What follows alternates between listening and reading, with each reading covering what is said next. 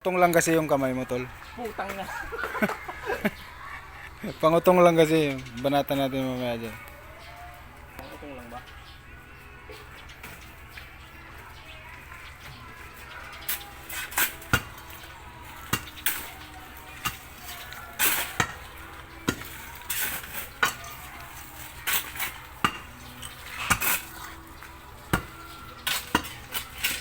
Kaya pag walang biyahe, exercise kayo, hindi yung tambay kayo ng tambay. Oo. Informa namin, oh. Sino malaki sa atin nandyan?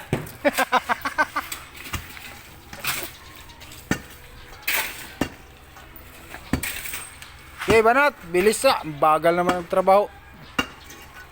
Aha. Hindi nagana ba sir? Bungkal, hindi. Puro babae lang binubungkal mo. Bakit?